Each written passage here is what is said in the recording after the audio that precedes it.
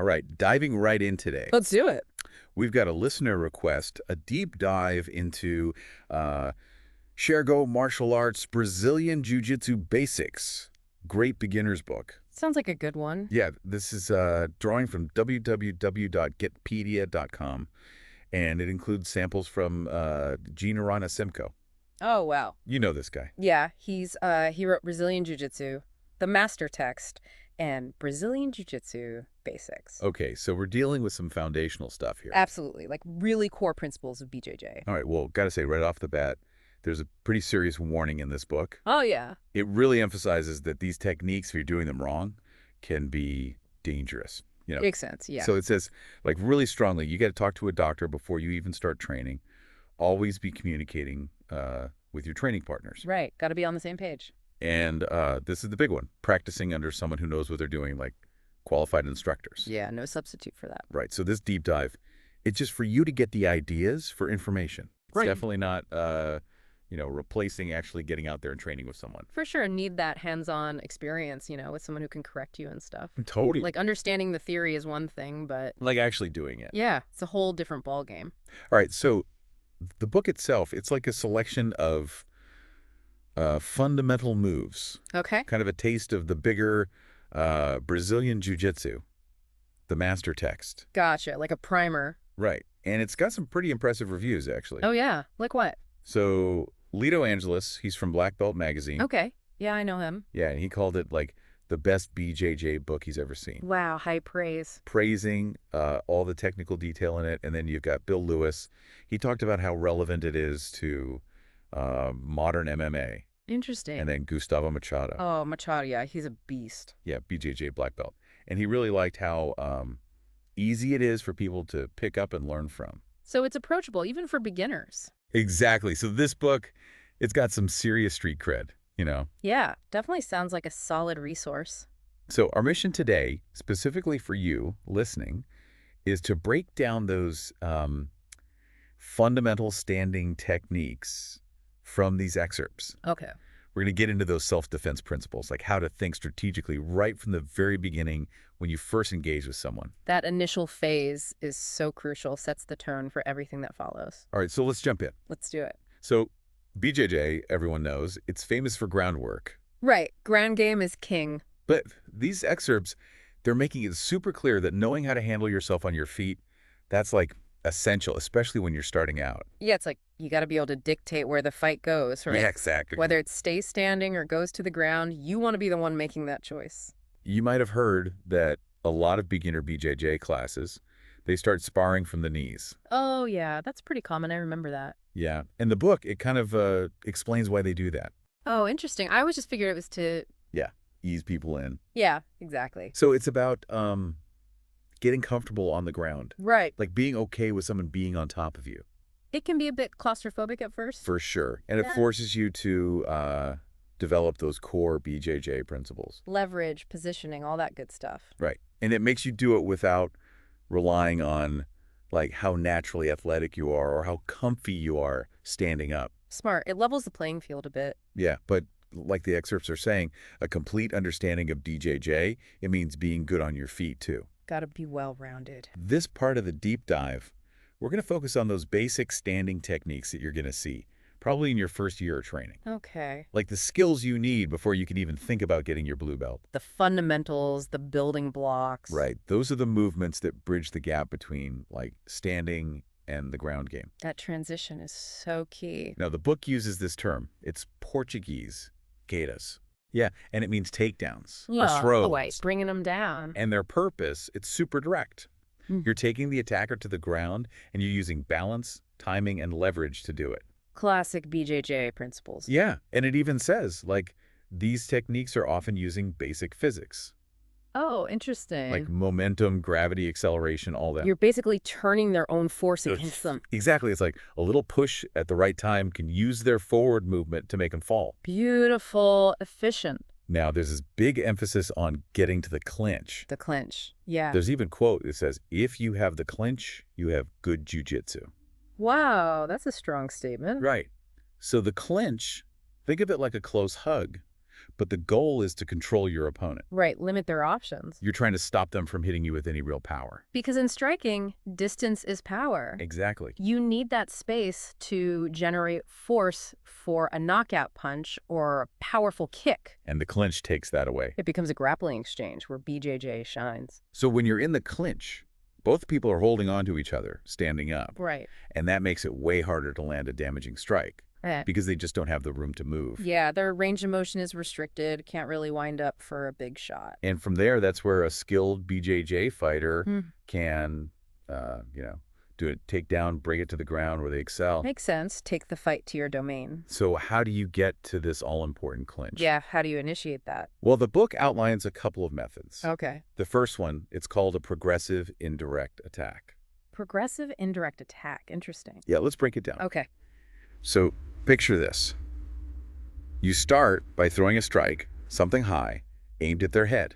Okay. A head strike? But, and this is key, you're not actually trying to hit them. So it's like a fake out. Yeah, you're trying to make them react, make them put their hands up to defend. To protect their head. And when they do that, what happens? Well, their hands are up, which means their waist is exposed, right? Exactly. You've created an opening. That's where you go for the clinch. But it's not just about the opening. While you're doing that first strike, your other hand is moving to control their lead hand. So you're preventing a counter. Exactly. You don't want them hitting you back while you're closing the distance. Smart. Multitasking. So you're doing two things at once. You're opening them up, and you're taking away their ability to strike back. You're controlling the situation from the start. And then you close the distance, you move in until your head's touching their chest. Head-to-chest contact. Yeah, and the hand that was controlling their hand that wraps around their waist, locking it in. So they can't back away, can't create space to strike. You've got them clinched up, and they can't really hit you with any power. That's a very deliberate, controlled entry into the clinch. Okay, so that's the first method. What's the second one? All right, this one's called the baiting method. Beady. Yeah, you're kind of inviting them to attack. Sounds risky.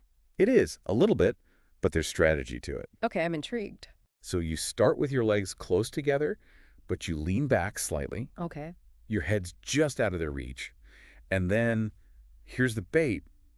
You drop your hands, like you're not even guarding your face. You're leaving yourself wide open. That's bold. Yeah, you're basically tempting them to take a shot at your head.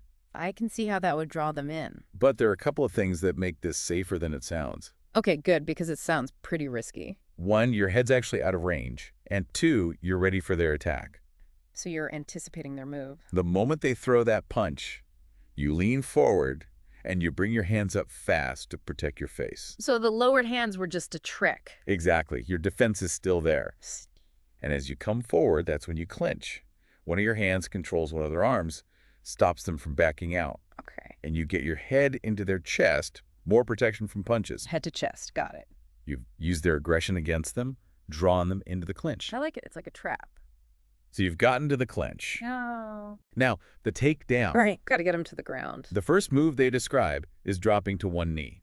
Oh, okay. But it's not just a simple drop. You're staying super close to them. Yeah. Your chest is right up against one of their legs. So no space for them to strike. Exactly. You're denying them any leverage. Smart. Then you wrap your arms around both their legs at the knees and clasp your hands together. Okay. Got them locked up. You squeeze their arms in, and that makes their base narrower. Makes them less stable. Right. You drive your head forward, push off your back leg, and pull their legs towards you, all at the same time. You're basically pulling the rug out from under them. And they go down. But it doesn't stop there, right? Nope. The follow-through is key. As they're falling back, you keep those legs hugged tight. Okay. You move to the side, so when you hit the ground, you're on top, in control. You're already setting up for your next move. Now, what about defenses? Defenses are crucial. Got to be prepared for anything. The book covers a close-range punch defense. It's called ogoshi. Oh, goshi. Okay. Say your opponent tries to punch you up close. First thing, you raise one hand to your ear, same side as the punch. Protecting the head. And at the same time, your other hand grabs their punching hand. So you're blocking and controlling. Right. You stop the punch, and you stop their hand from doing anything else. Two birds, one stone. Then you push their hand down a little, just to create a bit of space. To get inside. Yeah. And your blocking arm, it goes over and around their other arm. So you're controlling both arms now.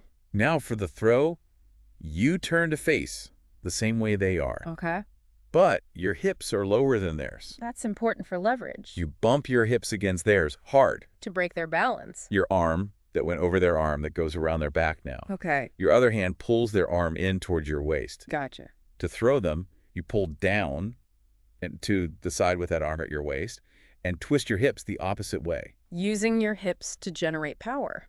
They go flying over your hip. And immediately, you go into a controlling position on the ground, like knee on belly. So you're never giving them a chance to recover. All right, let's say you can't even get to the clinch, and they come at you with a kick, a low kick. Trick. Gotta be careful with those. First thing, and this is crucial, both hands stay up, protecting your face. Head is always the priority. You block the kick with your leg, not your arms. Why not block with your arms? Because if you drop your hands, their next attack is going to your head, and you're wide open. Makes sense. It's a trap.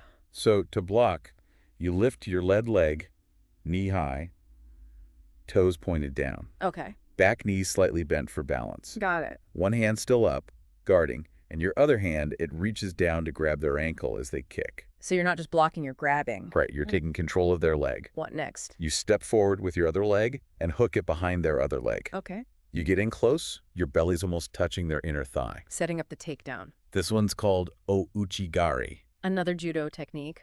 You use your free arm to push their chest forward, maybe even their face. Okay. Your other hand's still pulling on their ankle, and your hook leg, it kicks back like a reaping motion. Sweeping the leg. The book even says you can twist counterclockwise to get more power. To really send them flying. You're pushing them, pulling them, and sweeping their leg. They're going down. And you're right there with them, ready to transition to the ground. All right, let's talk about a really common attack. A grab to the throat or the lapel. Oh, yeah, that's a classic street fight move. The book actually mentions a couple of options here. Okay, like what? One option, and they do say this is debated in BJJ, is to just hit them in the face. Oh, just straight up strike. Yeah, if their hands are busy grabbing you, their face is open. I mean, it's effective, but... Yeah, it's not exactly the most technical BJJ approach. Right, BJJ is more about control, using technique to overcome brute force. So the other option, the more technical one, Okay, how does that work? you start by grabbing their grabbing hand with your opposite hand. You got to hold on to that grip the whole time. Got it. Your other arm reaches over their other arm, your hand's pointing down between their arms. Okay, I'm visualizing it. You step forward and you shove your hand down between their arms past your side. Okay. As you do that, you duck your head under their armpit, all while still holding onto their hand. So you're getting out of the line of attack and creating leverage. If they keep holding on, their wrist is going to start to twist. It'll be painful. You're using their own grip against them. You keep moving, stepping through in a counterclockwise direction. Oh, okay. And they might let go with their other hand because it hurts too much. Makes sense. You grab that hand and change your grip to a knife edge grip. Your fingers are gripping the pinky side of their hand. Okay, so you have both hands controlled now. You push their elbow down and forward and step behind them. You're putting pressure on the wrist and shoulder? They might even tap out from the pain. Wow, that's a lot of pressure on the joints. Okay, another one, rear choke. Oh, that's a bad spot to be in. Yeah, but there's a way out. First, bend your knees, angle your hips to the side, Okay. reach up and grab their sleeve at the shoulder on the side they're choking you from, pull down, Oh. and grab their wrist with your other hand. Controlling the arm. Now, squat down low, get your hips below theirs. So you're dropping your center of gravity. While you're doing that, keep pulling down on their arm to take pressure off your neck. So you're giving yourself some breathing room. When your hips are low, you straighten your legs and lean forward a bit, still pulling on their arms. You're lifting them up. This throw is called Aranha. Sounds familiar? You pull their arm down and to the side, leading them that way. Okay. And you twist your hips a little to help roll them over your shoulder. You're using their momentum against them. They land in front of you, and you're still holding their arm. So you're ready for the next move. Now, what if they try to block that throw? Oh, how would they do that? They could push on the back of your leg with their foot to stop you from leaning forward. Clip. You still pull down on their arm, but you can't lean forward. Right. So you pull their elbow into your chest and turn to the side. Okay. You lean forward and grab their wrist with your other hand.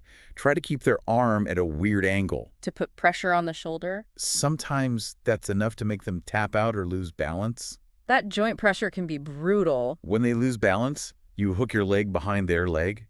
Make sure your center line's past theirs. So they can't counter. and you stay leaning forward. Keeping the pressure on.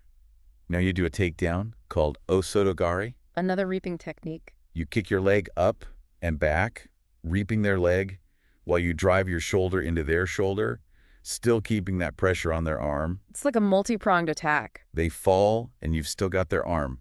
You're always maintaining control. All right, what about a bear hug from behind? Oh, man, those are tough. Especially if they've got your arms trapped. You can't really strike back then. First thing, you got to break the grip. Easier said than done. So take a deep breath, expand your chest as much as you can. To make their grip wider. Yeah, sometimes that helps. Okay. As you breathe out, squat down, spread your arms, and drive your hips back into theirs, hard and fast. That's a lot at once. It's about using explosiveness and surprise. To break their hold. When you're free, grab their hands, both of them. Don't let them grab you again. Right. Got to secure those hands. Step to the side, lead with your hips, then step behind them with your other leg. Okay. Make sure they don't get your head. Right. Got to protect the head. Squat down a bit and bump your leg into the back of their legs, just below the knees. But trip them up. And now you pull both their legs up, back, and to the side, you're basically dumping them on their head. Wow. That's a powerful takedown. Last one. Escaping a headlock from the front. All right. Another common one. Grab their wrist, the wrist of the arm that's got you in the headlock. Same side as the headlock? Don't let go of that grip. Okay. Reach your other arm over their shoulder, opposite side, as far as you can. Now push forward, down, and out at an angle, with the hard part of your forearm against their face. Putting pressure on their face to make them release the hold. You look up. This is called posturing up. Helps to create space. Twist your wrist so your palm faces down. Why do that? It gives you more power to move their head. Ah, leverage. Use that twisting motion to spin them around. Okay. Now they're facing away, and you go for a rear naked choke. Nice. Put the thumb side of your forearm under their chin against their throat. Okay. Squeeze your arm tight around their necks. Their head's trapped in your armpit. Gotcha. Put your other hand on their shoulder, then bring your free hand to your choking hand. For leverage. To tighten the choke, you do a reverse motorcycle rev motion with your top hand. Lift your wrist, squeeze your arm even tighter, and arch your back. That's a deep choke. The book also has a little section on veil tudo applications. Veil tudo, that's like no holds barred. Yeah, basically it's fighting with fewer rules like early MMA. Interesting. So how does that apply to these techniques? So it talks about using strikes strategically. Like punches and kicks. Yeah, to create openings for clinches or takedowns. It makes sense. You can use strikes to set up your grappling. And it emphasizes how important head position is in the clinch. Keep your head to their chest. For safety. Yeah. And it talks about defending against takedowns with strikes. So you're not just passively waiting to be taken down. Right, you're fighting back.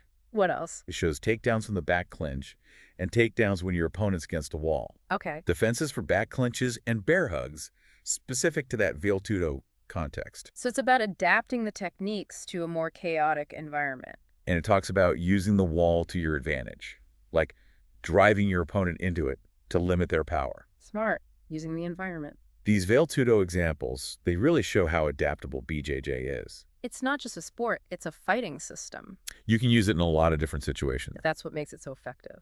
Okay, just to recap for you listening, what we covered today. Yeah, let's summarize.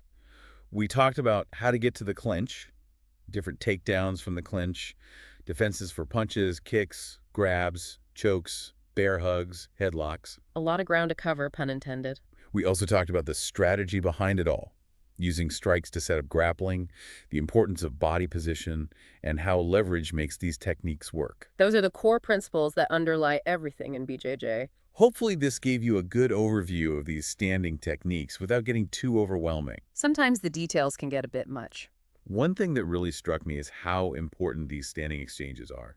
Yeah, people think BJJ is all about the ground, but you got to get there first. and you got to be able to defend yourself while you're standing. Exactly. These initial moments, they can determine the whole fight. Absolutely. It's about setting the stage for your game plan.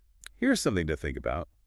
Given that BJJ is all about taking the fight to the ground, how does knowing these standing techniques affect your decisions in a real self-defense situation? That's a good question. Like, what if the environment's not ideal for going to the ground? Like, if there's broken glass on the ground or uneven terrain. What are the first things you would think about? The first choices you'd have to make? That's something everyone should consider. Thanks for sending in this book. It was really insightful. Yeah, this was a good one. We hope you enjoyed this deep dive, and if you have any other sources you're curious about, send them our way. Always up for exploring new material. We'll be back with another deep dive soon. Looking forward to it. Until then, keep training, stay safe. See you next